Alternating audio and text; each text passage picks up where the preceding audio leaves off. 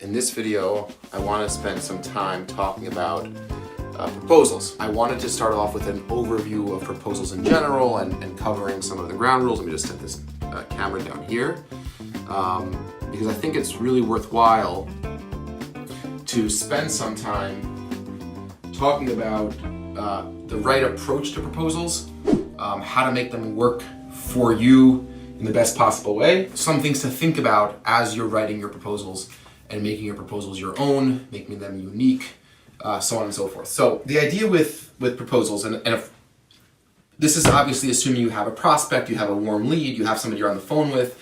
This is not, I'm not trying to cover the art and science of getting leads and getting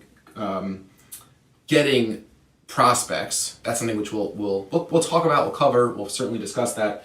It's a whole different can of worms. But assuming you have somebody who's interested in your services, or you're pitching your services to somebody, even if they may not be actively interested in your services yet. So the idea is you want to send them a proposal. And there's a few different ways to do that, and we'll talk about that. But first, I want to really focus on this point of when to send a proposal. And I think a lot of people get this wrong. I started off in our business, we would get on the phone with a prospect, we'd have multiple phone calls, we would really try to figure out all the details, we would ballpark pricing estimates, and only once we knew the lead was ready to sign on with us, and this was a company that wanted to work with us, they were going to become a client, that's when I would say, okay, we're going to actually send you a formal official proposal. And that was the wrong way of doing it, and we changed we changed around that structure probably 3 years ago now. And we send out proposals immediately. And when I say immediately, it's as frequently as possible after that first phone call with a prospect. So you need to obviously know the business, you need to know their overall budget, you need to know what channels you're going to be marketing on for them. If it's going to be, is it influencer marketing? Is it just PPC? Are you combining some sort of SEO or copywriting or landing page design, whatever it may be? And you probably try to get some of that in, as much of that as possible within that first phone call. And then what I say is, you know what? I know that we're still early on in this process, and I'm sure there's lots of different questions, but would it be okay if I just sent you a proposal? And I'm sure that proposal might be worked through over time. We'll change some things, we might have to add some services, but just to get things started, to give you a sense of how we work, what our timeline looks like, what our process looks like, would that be okay if I shoot you over a proposal by email? I'll have it out to you by the end of the day today. And never once has a prospect told me, no, don't send me a proposal yet. And the reason why you send out that proposal is because psychologically, you guys have, I'm sure a lot of you have heard this concept, when you're selling, you want to conduct yourself as if you've gotten a sale, right? So this is called assuming the sale. And it's not a pushy maneuver. It's not it's not necessarily a psychological tactic. It's just conducting yourself with the seriousness that would be appropriate if you actually were going to work with a client. And clients like to see that. Second of all, you have an opportunity to put your best foot forward, which is really what the proposal is all about. You're going to hopefully have a very professional, thorough proposal ready to go. And over time, you'll build out these different blocks that will be, it's sort of modular. Like, think of your proposal as a modular system. You'll send out a proposal that includes these things in one case, but you have a bunch of other things ready in the template library or your notepad that you could copy and paste into. And you could put together very professional, thorough proposals that are customizable very quickly for your clients. And I'm going to talk to you about the tool that we use in a minute, and some other options for sending proposals. But you want to send that out immediately because you're showing your client that you're serious, but you're giving the client to really see the best that you have to offer. And if you do it right, it's a very powerful tool to actually move that process forward. So once we started sending out proposals before we knew the client wanted to work with us, we saw a serious increase in the rate at which we were closing leads. And that was a very positive thing for us.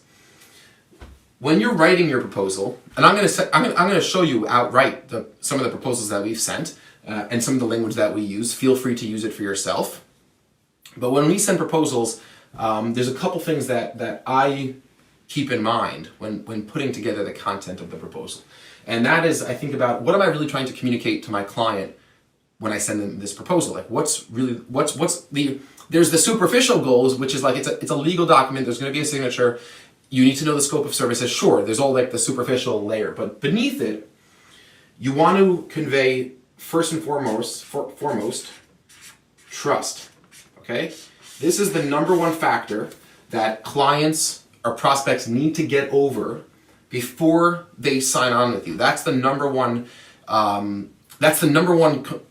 emotional construct holding prospects back from signing on with a new agency, right? It's trust. I don't know who you are. And this is the prospect thinking. I don't know who you are. I don't know who's going to be working on my account. People take their own money very seriously. It's not something they make decisions lightly about. This is true for individuals. This is true for freelancers. It's true for companies. People take their money very seriously. And when you're going to manage advertising budget, or you're going to do a landing page design for them and they're going to pay you, it's a serious decision. And they don't trust you yet because they don't know who you are. They might have heard good things about you, and they might have seen a case study, or they might have read reviews. And those are all very, very important things to have available to your company. But fundamentally, you as the agency, or you as the freelancer, you have to be the one that engenders that trust, that communicates that sense of trust. So everything you write in your proposal should be focused around conveying trust. And the way you do that is by communicating expertise, right? And that's like knowledge, your skills, your professionalism. So this is really more talking about like the production quality of your website. The production quality of your proposal, right? It should be thorough, it should be written well, it should have high production value. It should, when a client sees it, when a prospect sees it, they should think, wow, this is like professionally put together. And these two things, expertise, professionalism, and experience would be a good one, right? If you could communicate experience, and that sort of gets communicated through communicating expertise and professionalism. But if you could communicate these three things, you get trust. And if there's trust, the decision for the client is very easy. They'll move forward with you. Lastly, high-level stuff talking about in proposals. The balance between appreciation and authority. All right? So we tend to think of these things as binary. I'm either saying thank you, and you say thank you to somebody superior in some superior way. Like when somebody does something for you, you're saying thank you. It's sort of you're communicating some sort of indebtedness. It's like I'm recognizing that you've done something for me. And I sort of, from a reciprocal perspective, owe you something in return. Saying thank you and engaging in an appreciative relationship is a hierarchical concept. And it's a good thing, right? You know, it's good to show appreciation when someone does something for you. But you don't tend to think of authority figures as ones who assume roles of expressing appreciation, right?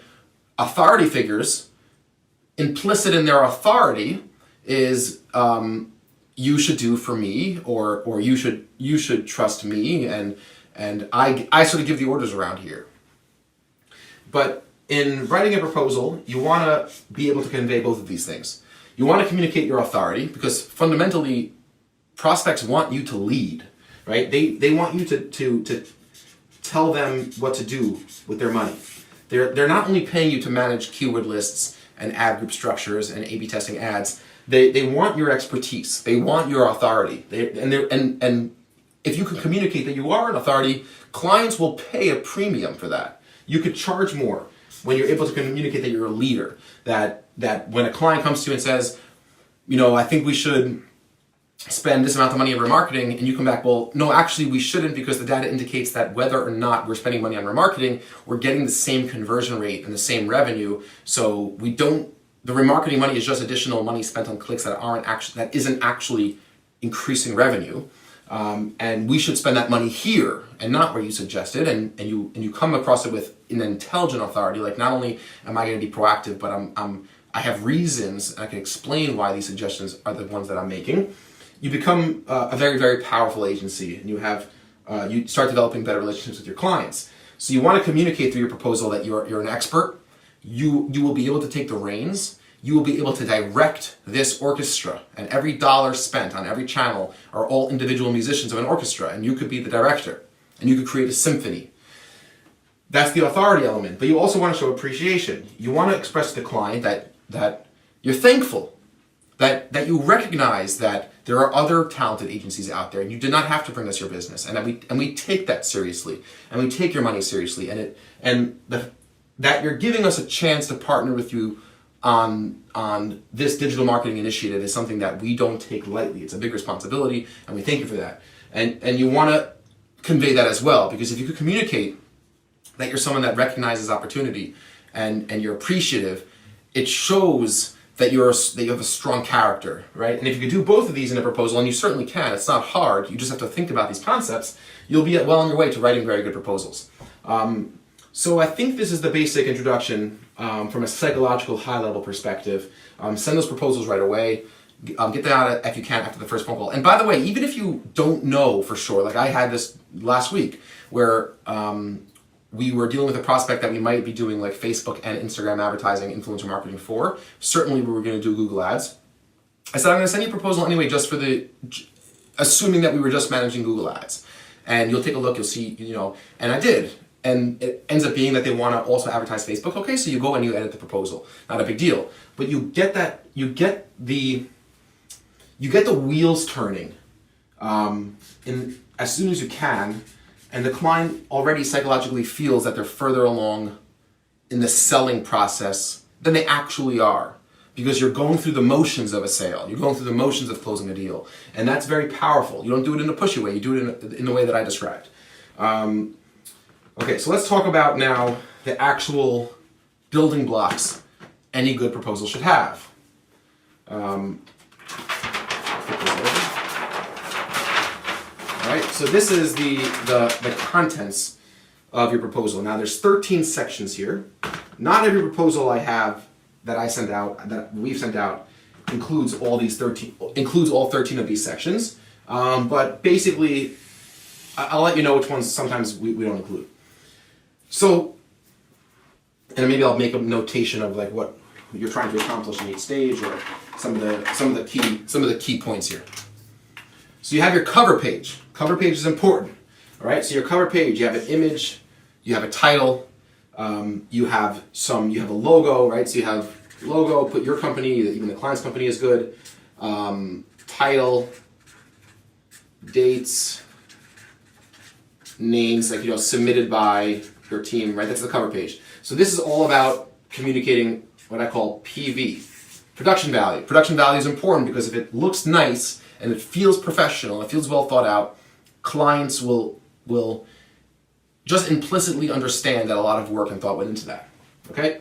So the next section of your proposal is going to be a welcome overview, right? This is more like a letter, right? And it starts off, dear your client, right? So dear Nancy, thank you very much for your call today, etc. We have a templated version of this opening cover letter, and I change it a little bit. It takes me 30 seconds every time I send out a proposal. And that's where it's a welcome overview.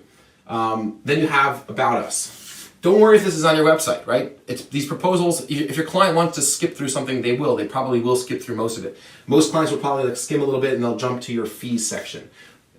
Okay, but it's still worth it to have, because just it being there communicates a lot of thought went into it, right? So you have your About Us section. Your About Us talks about your core values. So when we talk about our core values, we talk about creativity, we talk about intelligence, we talk about respect, right? We talk about respect for our clients, money, we talk about the intelligence of our team, our creative energy, we talk about our commitment to increasing performance, we talk about our level of experience, and we have little paragraphs for each of those. That's the About Us page, 2 pages or 3 pages sometimes. Okay, then you have a scope of services. This is where you're going to really just outline what you're going to do, and then this stage, in this section, it's very important to focus on expectations. Clients will look at this, and if you get this wrong, clients will come back to this a month, 2 months, 6 months, even a year plus into the relationship and say, hey, your proposal said this and you're not doing that. So you need to get this right. A lot of companies make the mistake, and this was a mistake that we made early on, to in great detail outline every element of account management strategy. So we would say, if it was Facebook, we would say we're going to create 4 new campaigns a month, or if it was AdWords, we're going to be writing 12 text ads a week. And we're going to add, at least 30 negative keywords a month. And this was early in the days when I didn't have as good of an understanding of signing businesses. And by the way, over the last number of years, 5 years, I've sent out over 500 proposals. So I've done my time testing and analyzing and figuring this stuff out as I went along. And this is not stuff that came naturally or easy to me per se, but it's stuff that just spending a lot of time doing, you tend to get better at it. So this is very important, managing your expectations right in the scope of services. So what I've developed is a way to describe in detail what they're getting without describing it in detail. So we'll have a section for Google Ads management, another section for Bing Ads management, and we'll talk about it in a high level way. We'll say this includes creating new campaigns, designing remarketing image ads, structuring keyword lists, and all the things you're doing within the strategies that will most improve the performance and efficiency of your advertising budget. So I totally avoid specifics. When it comes to influencer marketing and certain services, if that's going to be included in the scope of services, sometimes you have to specifically outline, okay, we're going to be aiming to work with 4 influencers a month for this tier, this pricing tier, whatever it may be. But with all different types of advertising services, you could be vague while still communicating what you're doing. So if it comes to Facebook ads, you want to outline, are you going to be responsible for designing ads, whether they be video ads, image ads, etc. If that's not included in your proposal, you should say so. Oftentimes we'll get clients that are sort of paying us on the lower end of our base fee, and we won't build landing pages for free for those clients. So our larger clients that are paying us a lot more money in retainer fees, will be regularly designing landing pages or microsites for those clients. That's sort of embedded in our proposal. It's not an additional cost. If your client during the phone call said, yeah, we want to do 2 landing pages, and you discussed there'll be associated fee, I would put the landing pages in the scope of service, and I make a notation, additional fees apply for those landing pages. But I would describe, okay, we're going to build it on Webflow or on Unbounce or on WordPress, whatever it may be. We're going to take care of the copywriting if that's the case, and you describe it at a high level. The next section is, and these are, so far, every one of these sections are essential, okay? Time frame. This is a chart. We have a table, and it's really easy to make a table in some of these proposal softwares. And stages. So I usually say, and clients like this. And again, the idea is to be specific, but not overly specific. So we'll say something like, let me see if I can just get another pad here. No, I'll take out another piece of paper here for a second. And I'll come back to it. So we'll say something like, launch call. Okay, the launch call will be 1 to 2 days after sign up, right? So it'll look like this, the table. This will be when, and this will be what, okay? And over here we'll have some description text of what is the launch call. So we're all going to talk for the next 45, it would be a 45-minute call between our team and your team, high-level review of the business, making sure we have access to all the platforms, tracking, etc. Okay, so then it'll be like, okay, competitive research and analysis. And what does that mean? Okay, that's going to be 3 to 5 days after sign up or after launch call. Then there'll be campaign build. And your timeline might be different. And I'll tell you something about timelines in a second. So you have campaign build, you'll have maybe conversion testing, then you'll have, let's say, a Q&A, just a final run through of some new stuff you've done. And then you'll have discovery call. I made a mistake. Over here is what we call our discovery call, which is the intro call. And down here is the launch call. In our company, I can't write this low, launch call, this is usually 2 weeks after we take the first payment and the client signs on, and we give ourselves 2 weeks to do the preliminary things. think about timelines. Clients are open to any timeline you suggest, as long as it's obviously not unreasonable. But let's say it's within a week or 3 weeks, 4 weeks to get certain things done. The clients are more than willing to work within a range of your timeline as long as it makes sense, as long as they understand what you're doing and you're actually doing that work. Clients will be happy to work within your parameters. But you have to stick to it. It has to be reasonable. And in certain cases, clients will be like, okay, let's say you're managing a Google Ads account. This happens all the time. So that, well, you're not necessarily building all new campaigns. They're bleeding money, and you know that there's a negative keyword that you could just add, and the company will save $1,000 a day, right? So there's no reason to have to wait until your launch call, which is, we say, there's a call with you. We want to get the green light, make sure everything is working. You could tell your client, and this is something we tell them all the time, saying, listen, this is our standard process. If there's anything that's an emergency, or we see any immediate short-term egregious errors, we'll take care of those right away. And then we'll go back to our competitive research, really learning your business, learning your competitors, structuring new campaigns, new keyword ideas, new ad concepts. If we're building a landing page, that could have a separate timeline. And if you have a number of different services quoted in the proposal, you could have a number of different timelines. So you can have a timeline for the campaign launch for Google Ads, and you can have a timeline for a landing page. Now, some people will like to keep reporting in the scope of services section. I like to have it separate because it gives me an opportunity for graphics, for pie charts, to show all the different metrics we're going to include, how customizable our reporting is. So whether you're using Optimizer or you're exporting PDFs from Google, or you're pulling data into Excel for your clients, or you're using any of these hundreds of reporting tools, glamorize it. Make it, or if you're using, let's say, Google Data Studio, which is a great reporting tool, make it look nice. Make it look like you focus a lot on reporting. Tell the client that you could have a daily, weekly, quarterly, monthly report.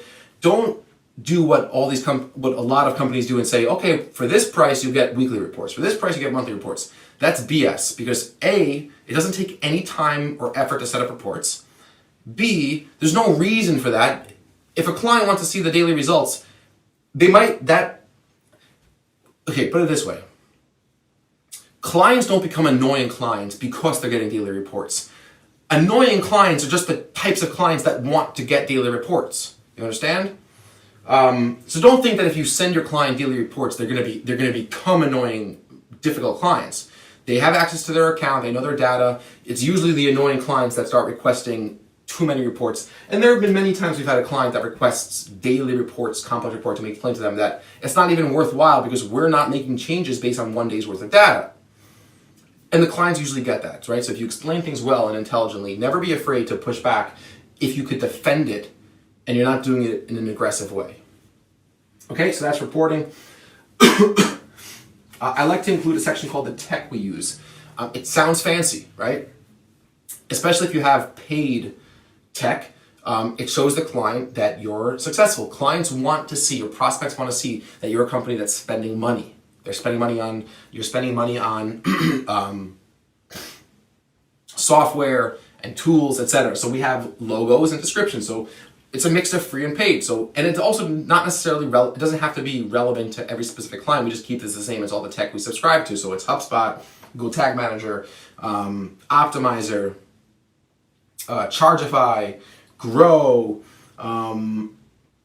Google Ads logo is in there, the Bing Ads logo is in there, some different bidding tools we've used in the past, Webflow, landing page design tools, Google Analytics, Google Optimize, Google Data Studio, right? You get the logos, get the tech, and you show that not only do you understand all these different tools and strategies and that you're actually using them, it's very likely a portion of the proposal that you're not going to get, or it's very likely a portion of the proposal that your prospects are not going to see from other proposals, right? So anything you do that's unique is also very good just to make you stand out.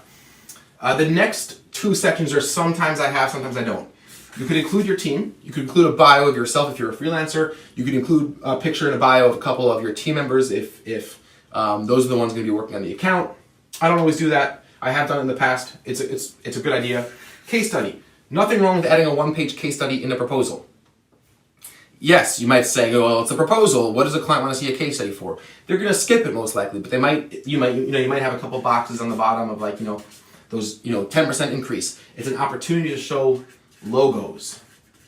It's an opportunity to show clients that you have. It's an opportunity to convey that sense of trust, that sense of experience, that sense of expertise. Every single section here comes back to that concept of, every single section comes back to conveying trust, expertise, knowledge, and professionalism. Your fees, straightforward, right? We have another video in this section that talks about how you're charging your client. Now, depending on how you're charging your client, this section will look a little bit different. So our typical starting point is the brackets. So we'll say, okay, we think you're starting off with an ad spend of up to $15K a month. This is going to be your, maybe we're going to be charging you $2,000 a month. That's the minimum fee.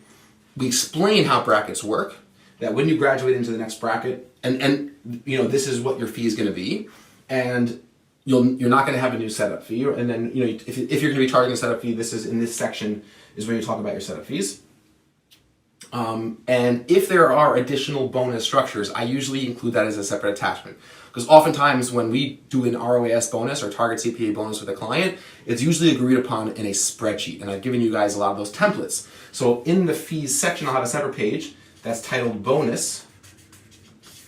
And in that bonus section, I'll describe the bonus. If it's target ROAS, I will describe the mathematics. I will give an example, and I'll say, here's the sheet with a link, a hyperlink to go to the actual bonus structure we have in place. Okay, and then you have your terms and conditions. Don't skip that. Even if it's just legalese and it doesn't mean much, it shows that it's a professional proposal. So have those terms and conditions. You can get them online. You can take the ones that I use. I haven't changed mine in 4 years. No one's ever asked me about them. Not once has a client asked me about changing something up in the terms and conditions. It's just basically boilerplate terms and conditions. Signatures. It's really important to get those signatures. You sign it, your prospect signs it, your client signs it. It's important for two reasons. One, it makes you look professional, right? Getting something signed electronically, it's just professional. And it's what real companies do. It gets signatures. Even if you're not doing long-term contracts. Now, the other reason is because you might have an issue like I just dealt with last week, where we had a really rotten egg client that basically came on board with the intention of paying us by credit card for a few months and then clawing those payments back with their bank, and they disputed the charges. And what I'm able to do in those cases, because if there ever is a chargeback, the bank by default will side with their customer, which is your client that's performing the chargeback, saying they didn't get a service. But in our case, since the client was clawing back 3 or 4 months of charges, I have a proposal that says not only are no refunds due at any time, no refunds are given at any point for any reason, but it also says that we work month to month. And when the client signs that, and you can show that in your dispute file, saying, hey, if they're charging back 4 months, and based on the proposal, knowing that we work month to month, why did they continue to work with us month after month after month that they're now trying to get back? And here's the proposal. And the proposal says no refunds, right? So it's not necessarily, it doesn't happen often, right? You're doing good work, and it doesn't happen often. So in most cases, you're going to be fine. This won't be a problem. You don't get chargebacks often, but when it does, you want to be able to fight it and provide your evidence. And having a signed proposal makes a big impact in winning some of these chargebacks. And then your last section, important, closing, right? Again, thank you and anticipation, enthusiasm. That's where you really show in the closing, is you just show another picture, another image. I'm really, depending if you're a freelancer or if you're a small agency, we're really looking forward to working with you. We're enthusiastically excited about this partnership, or we can't wait to put our great ideas to work on your behalf, right? So it's showing that authority. We have the ideas, we have the expertise, you know your business, but we appreciate this opportunity. We're looking forward to it. We don't take this lightly. That's your closing, and that's your proposal, right? These are the building blocks of your proposal. So the team, you can move it around. The case studies don't necessarily have to have. The tech section you don't necessarily have to have. If you want to just do our clients section somewhere, like let's say before the fees, to reinforce that sense of trust, not a bad idea. But really, your cover page, the welcome overview, about us, scope of services, time frame, reporting is really dependent on how you want to put that in your proposals, but it's something that I always keep. Obviously, your fees, terms, signatures, and closing, these are all totally essential. But one of these three should definitely be in there. Because again, psychologically, what you're out to do is reinforce that sense of trust. That is the goal, is reinforcing that sense of trust. Now, as far as tools go, I want to walk you through a couple different ways you can actually get this proposal done. So let me get rid of this here first.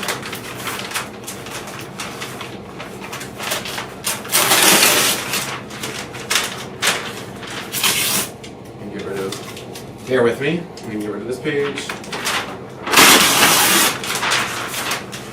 Okay. So what about proposal tools, software? Okay, now I'm hopefully going to get a discounted link from Proposify, which is the tool that I use.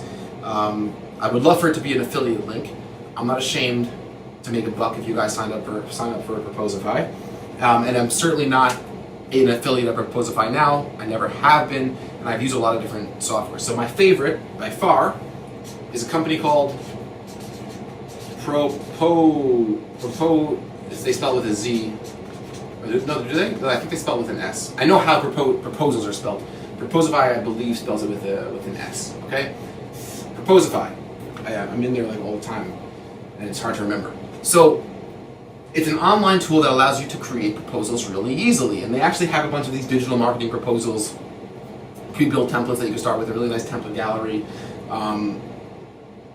And the proposal templates that I'm going to share with you are from Proposify, that are built in Proposify, and it might be easier to transfer some of the stuff that I'm doing if that's something that you wish to do.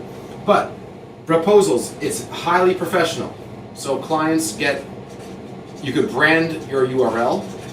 So when a client gets a link to a proposal, it goes to proposals.adventureppc.com. Right, so all of a sudden you look very professional. It's live, the documents are live. So that means a client can comment on a section, or you can comment on a section and update it. You'll get a notification. The client refreshes the page, and the whatever was edited now appears. Right? It's a live document. Dynamic variables. So when you go to make a new proposal, and maybe I'll probably do another full. I'll probably do an actual training on Proposify because it's worth it. And I think, like, I don't know. I'm paying probably $200 a month. But I think that the plan for 1 or 2 users is $50 a month. It's affordable. At $50 a month, it's really worth it. They might have a $29 a month plan. You take a look at their website. It's highly dynamic variable. So you enter in the client's name, the client's company name, your name, phone number, etc. And throughout the proposal, in your text, you could edit. You could put those dynamic variables in. So in the welcome page, when I say I can't wait to do business with variable client's company, right? Company name, and every time I make a proposal, it makes it really quick to just, throughout the whole 30-page proposal, put in the client's company name in all the right spots so I don't have to do it manually. And you can do that with all different sorts of variables. It's easy to make tables, right? Pricing tables with totals, and then you could use the total. So if I have like 5 different services that I'm charging for, it totals it up, and then later on I could reference that total. So, first month's payment of, it'll reference the total in the table, in the pricing table. It allows you to make timeline tables very easily and nicely.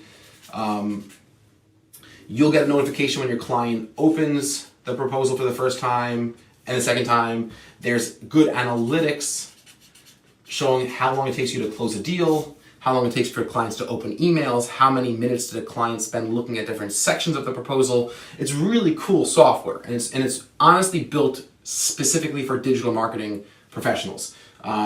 That's Proposify. Let's see, what else do I like about it? Customized templates when you send out your proposal, prompting them to open the proposal and just giving them another thank you and what's going to be inside. Very highly customizable design. You can embed videos and images into the proposal, change the fonts, change the colors, and then when the client opens it, it's like a little mini website. So you'll see, like, on the left-hand side of the proposal, there's like your section titles. So it's your welcome, overview, about us, fees, legal, etc. And they can click and scroll down automatically to those different sections. It's mobile optimized. And then the electronic signatures are great. So that's another big factor here. It makes it very easy for electronic signatures, both for you and for your client. You could sign it electronically. You'll get a notification when your client signs the proposal electronically. You get PDF versions. You can download a PDF version. You can send your team members preview links. You can send your client custom links. It's really secure. It's a really, really great proposal system. I highly recommend you guys check it out.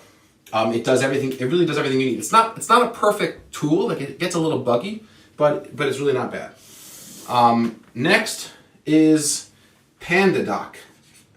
By the way, I've tried a lot of proposal softwares. I don't use Panda Dock. I have used it in the past.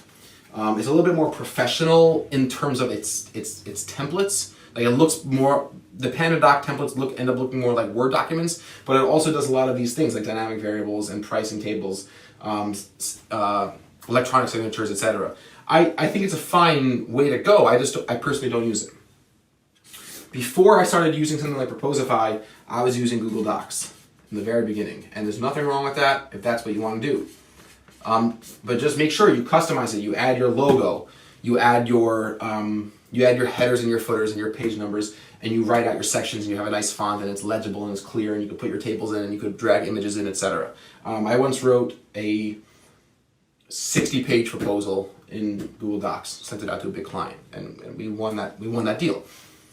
I just remembered, actually our largest client, we sent them a proposal in Proposify, and I remember him being so impressed. He told like somebody in his office, his assistant, he's like, we have to get this for our vendors, something like this for our vendors, which looks so professional. They were really impressed with how our proposals looked using Proposify. But anyway, Google Docs is not a bad way to go. Panda Dock is another good online software. Google Docs obviously is free.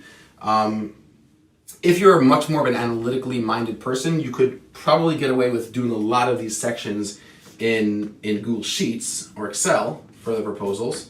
But I really recommend you don't do that, because remember, production value,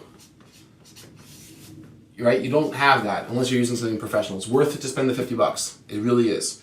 You'll be able to charge your clients double what they would have paid based on how professional your proposal looks. Like I'm telling you, I've seen this stuff. So your production value, right? Professionalism, expertise, knowledge, experience. All these things come out a lot more when you take the time and the energy to put together a proposal. And one more thing, by the way, about Proposify is the library feature. So you could build all these different sections. You could build your team section, you could build your client logo section, you could build your fee tables, and you could have like 10 different fee table variants depending on the service. You could have your different legal sections even. You could have different about us sections. You could have different scope of service sections. You could have a scope of service for PPC, for Facebook, for Instagram, for content, for SEO. And you could add and configure every proposal to pull in different blocks whenever you want. So you could have, you're sending out a proposal, you don't want the PPC scope of services, you just want the Facebook advertising scope of services, you pull that in, you delete the Google Ads part, or the PPC part. You want to add in a team bio, but you don't want the case study? Easy, it's fine, it's all there, it's all in that library. So I highly recommend you check out Proposify.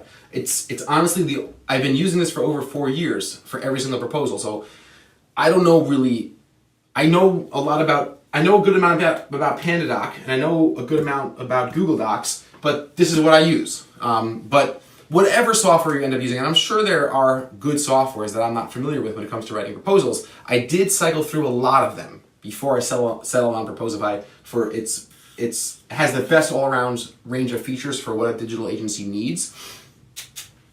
But whatever you do, focus on those ideas of getting the proposals out quickly, and making sure in every paragraph you write, you convey professionalism, you convey expertise, you convey knowledge. And why do you want to do those things? What is the ultimate goal? Psychologically, obviously the ultimate goal is to sign the client, but what stands between you and the client? There's one thing: trust. So the better the proposal is, the more you convey knowledge, expertise, professionalism, production value, and that a lot of time went into this, the more trust that will be communicated. And the best time to do that is as soon as possible. There's never a time too soon to start conveying trust to your clients. So even after that first phone call, definitely go ahead and get that proposal out. So I'm going to create more videos about proposals, and I'll probably do a full-length tutorial on Proposify, and I'll probably also do a couple other lectures that have specific templates for you guys to download and look at and certainly use. I don't think that there's anything else that I haven't covered. You have the building blocks of a proposal, you have the psychological ideas, you have the structure. Now you just need to go and actually start building this stuff. It takes a lot of time, but spend the time.